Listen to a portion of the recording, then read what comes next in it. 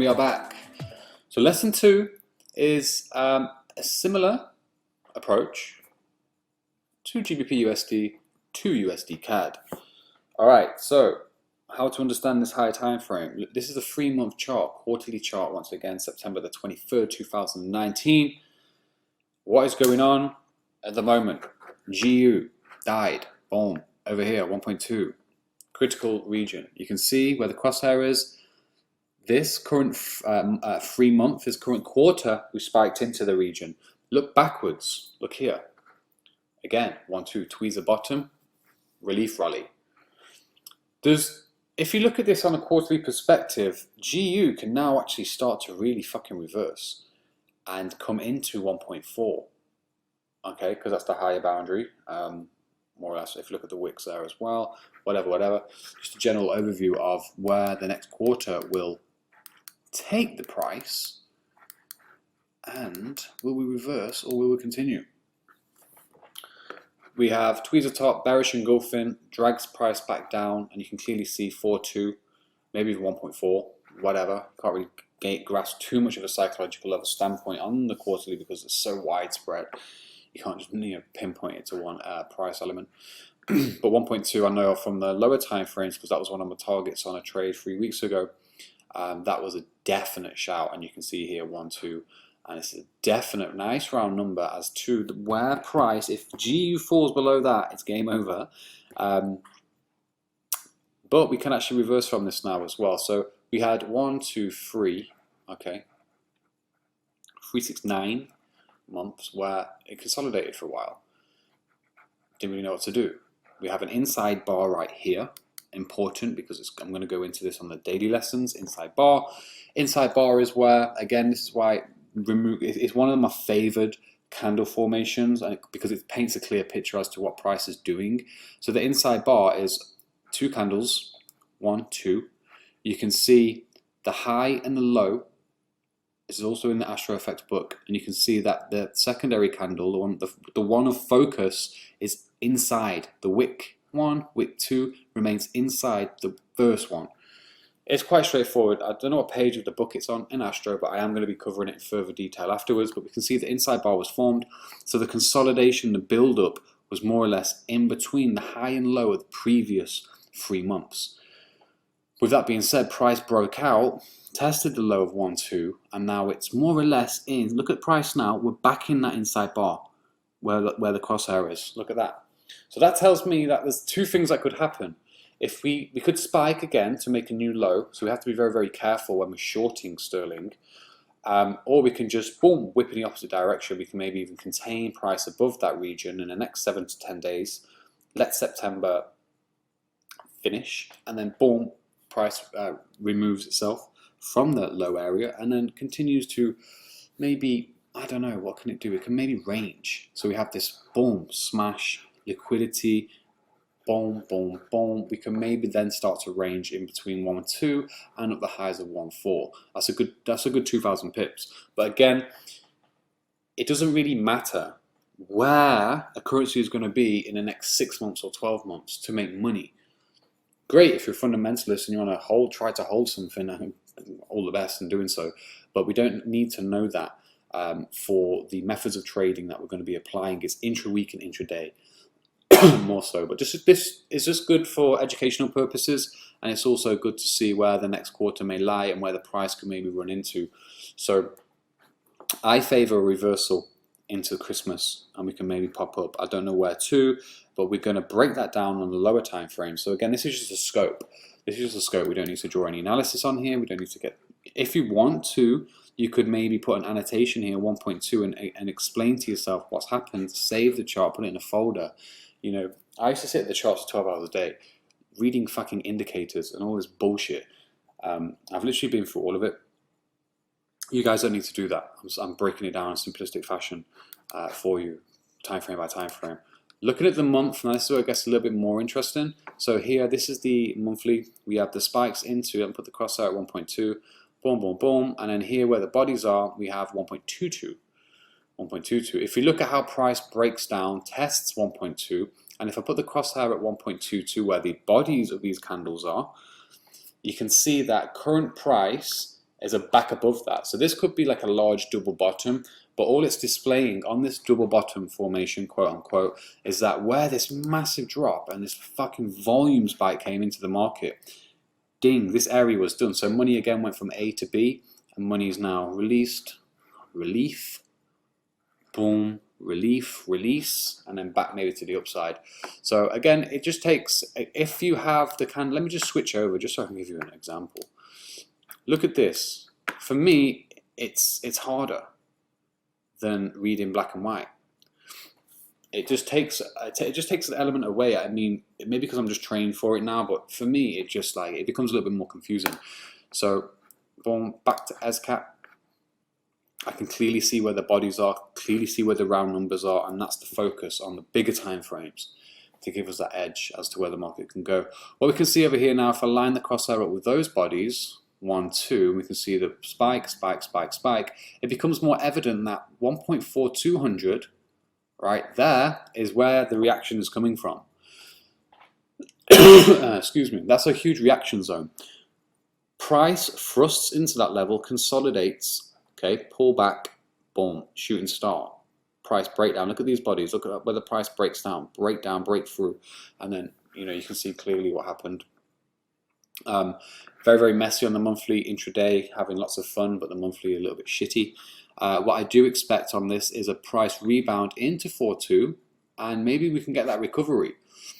We can maybe get a recovery into 4.2 on the month. But again, I'm not going to be annotating anything on that. I'm just speculating, if you will. And this is where it gets interesting. Messy as fuck. I'm sorry if I swear a lot, by the way. It's just how the market shaped me. I'm just joking. My vocab needs some tightening. Now, 1.2. I know that is the key level here, so it's very, very straightforward. The more you follow certain currency pairs, the more these levels become like, it's just so easy and simple because you know where prices reacted recently. You have to live this out. This has to become like the membrane of your blood, of your blood cells. The hemoglobin, the Forex world. Live it, breathe it, die for it. So 1.2, I don't really need to go any lower than that. There isn't really actually a level lower than 1.2, is there? Look at that. Whoa. Deal with that when we come to it. Higher tier, if I just go back to GA, right? GA higher tier weekly, we actually use the previous week's high there, right there, because we see the spike, 8,500. GU, very, very similar. If I just go in and just have a play around, don't be scared to try. You can see Born reaction, and then here 2585, nearing 2800, 2600. Sorry, I've gone through so many numbers today. We can actually clearly define the range that we're in. Now, PA, where PA is concerned, price action. Weekly on sterling, it's a mess. Like, I mean, if you try to apply general candlestick formations to this, again, it's a hit and miss. I would say 60%. Loss of directional bias and success, and 40% overall success because of its, look at it, it's just a mess. It's a complete mess, and it has been for a while. So sterling in particular, and even GA, if we go back to GA, we just want to keep it short and sweet with the most recent and relevant areas of price. If we do break above this, again, we do have to be prepared for the next level in particular. Now, if I just look back in time, I know that from this drop of hell over here, we actually bottomed out where the wick is, right there. And then we consolidated, and then we had another drop of hell. And what was that again? I can't remember what that was, but I was watching it, I remember. I think it was Brexit. It's Brexit things getting long. All right, so 2728. If I look across, yeah, cool, great. What I would do though is probably just maybe, 2.8's fine. 2.8's fine. So on this GBP USD weekly, I only really need 3 levels. One is the most recent area, spike straight into, and we can see the clear price rejection. Obviously 1.2 because it's a critical number. That breaks. Pound, see you later. I'm moving out of England. And if we break the upside, we go into 2.8. Easy. Easy. you don't need to go into any more detail with that one. So I'm going to go over to USD CAD. I hope that made sense. What I'm now looking at though on that weekly time frame is again similar to GA. Well, GA's got the daily. Look at GA daily PA. So if you look at the PA on the daily on GBP AUD, we have the 3 pin 1, 2, and 3. We have the wick that's now being covered, and if I transfer that over to, it's the same, it's similar. It's not the same, but it's a similar pattern. But GBP USD here we have weekly. GA is daily. So the low of that wick, I know it's probably a daily level. On the next video, you know, from lesson 1 to lesson 4 is weekly daily analysis, plotting, organization. All right, so just hold your horses and just be patient. Once you have all of those lessons done and you have your notes compiled, things will make a little more sense. Now, that zone, the low of the previous week here, 2391, more or less 2400, 23 pips away. If that is covered and the price breaks down, I am then looking for 1.2 to maybe test it again. But we cross that bridge when we come to it. For you foreigners out there, some of the terms I'm using are quite English terms. I'll have to try to be more conscious of who's in the room, in case you don't really understand me. Upside, if we do have a boost to the upside and we take out that wick, again we need this level to break. Market will then be pushed into these highs. Okay, and obviously we'll track it on lower time frames. But it's just a general perspectives. It's an overview, it's a template. All right. Now we'll come back to this afterwards. Let's break down dollar CAD. All right, USD CAD, messy as hell. You can see price action on the weekly is all over the place. We can see prominent highs, boom, liquidity just forced into the market there, A to B. A lot of messy, choppy. This is retracement. I actually thought this was going to fulfill a fib, A, B, C, D, but it didn't. All right, so let's start with the quarterly. Quarterly, September 23rd. What we can see is we have this big ass high up here, 4.5, 4.6, 4.7, and then we have the lows, spike low, previous, before. So we have 1, 2, then we have test. It's more or less. Let's look at that in comparison to gold. That, and then we have that. Similar. We're in a range. Gold is a lot more volatile, and you can see where, you know, the price has been a lot more erratic in the fashion of taking out those highs. Here we just have more or less sideways PA. Nothing too special, but looking at the quarter, okay, what I would scan right here is just put my crosshair on the base of those two bodies and bring it across. 1.2916, we are above that. But we also have the bodies here, let's say 1.38, and as you can see, we have significant high, lower high, lower high. Looking at this is the area, this is the most recent and relevant area, which is, you know, my brain is attuning to right now in regards to structural key area in which if USD CAD remains below, we are going to fucking roll over. Okay, so we have 1.3650, beautiful psychological level. As long as we are below that, it's quite straightforward. We are probably going to reverse, come back down, test these lows. So for me, the bias on USD CAD from a quarterly perspective is actually short. Ta-da. All right, so coming into the monthly, matching that up to the quarterly.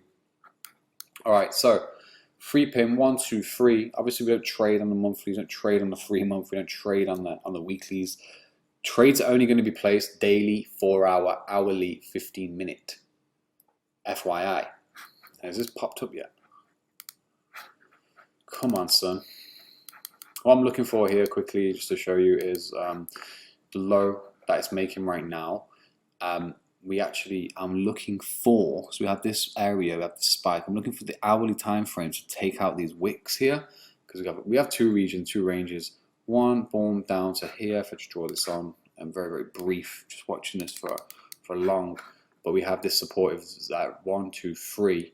Okay, and we have 1.8350, which the price is lying on right now, and I just know that it can, boom, come out and give us 100 pips as a decent move. We're going to the 15-minute. 15 minutes providing base low, base low, base low, pull back into more or less mid-region, mid-range. That in itself can be a trade setup, and we can go ahead and dice this motherfucker to, okay, boom, break to the upside. We can actually get in before with this like entry 1, entry 2 scale, and we can run this for a nice 100 pips. If not, we can roll over and break and whatever, but it's 6 o'clock, so no trades are going to be placed as of yet. But what I will say, I'll give you some rules on GA, is that you can wake up to the trade the Asian session. I wouldn't recommend it on any other currency pair apart from GBP AUD and obviously AUD USD, but this can start to move in Asia perhaps, so we'll check back on that afterwards. Anyway, getting sidetracked. Alright, bang, one significant high into a lower high, into a lower high, into a lower high. Oh, can this be another lower high? What we can also see here from candlestick knowledge and recognition is that 3-6 key rallies into 3-6, bang, snap back, see you later, trap.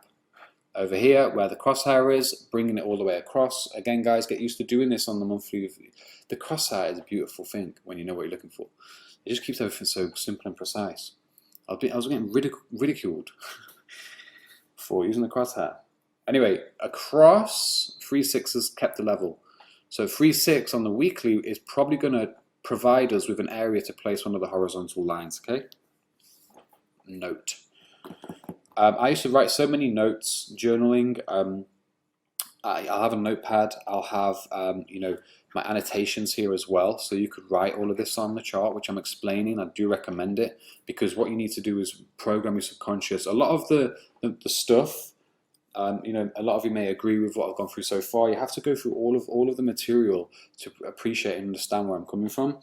But a big thing in the game of Forex and charting is deprogramming the bullshit in which we picked up so far, and then we have to reprogram. It's just a long process. But the journaling, what I'm trying to get at here, the moral of the story is that the journaling, the taking time, chart by chart, keeping it organized, print it off if you will, and watching how repetition, okay, and journaling and taking pride in your work actually programs your mind, and one day it just clicks. Over time, like shit, you know, a few months. I'll give all of these tips later on in the psychology videos to a greater depth. But yeah, journal, write down what you see on the chart, even if it's candle formations, spikes, the psychological levels, anything.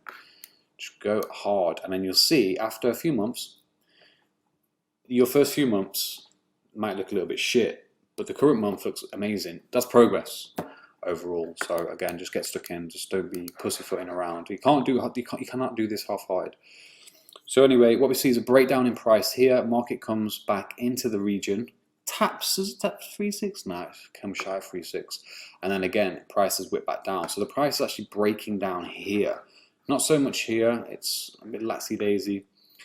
Over here it's breaking down. So what I would suggest is keeping that in mind, 3-6 for the weekly. What I'm looking at now on the week becomes a little bit more clearer to me. I don't need to go all the way back in time because the 3-month and the monthly has just cleared up a lot.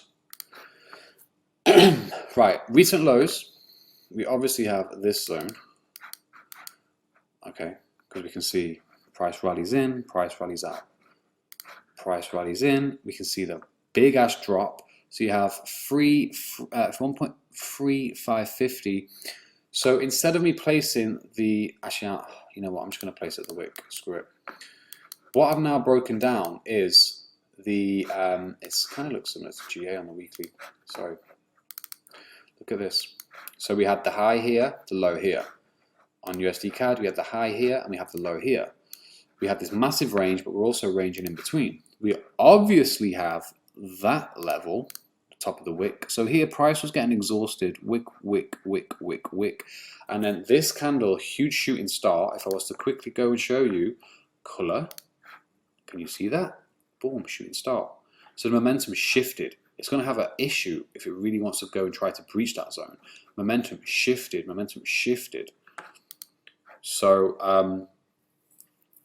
what I'm trying to express here, if you look at the pattern, is momentum shifts after spiky behavior, reaches higher, shifts. Spiky behavior, reaches higher, shifts. Can you see this shift here? We had a pullback afterwards, and then we shift again, because we are now probably waiting for some fundamentals to arrive, maybe even non-farm payroll, in a week or so.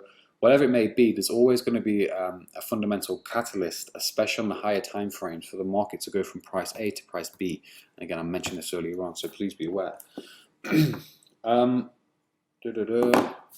minutes into the vid. Okay, so going back to color scheme. What I'm now looking for is a rollover, guys. Target 1.3, maybe even lower. If that price point breaks, I will then go in and draw lines to the downside. What I'm personally looking at is, right, so here I can tell that price breaks down on a gap, okay, makes a low, pulls back up. That's a gap right there. So I don't really go for gap lows, I'll go for the previous. So that area there does interest me, 1.2887. If you look to the left as well, it has we have wicks going through that region here and then here. And then below that we have this zone, but we want to kind of keep it, we cross every bridge as we come to it. We don't want to overstretch and be overly ambitious with our price points and targets. The reason why I didn't choose this low here is because, again, I've got experience with CAD and I know that if it's going to roll over, look at the structure. Significant high, and well, we can go all the way back with this one.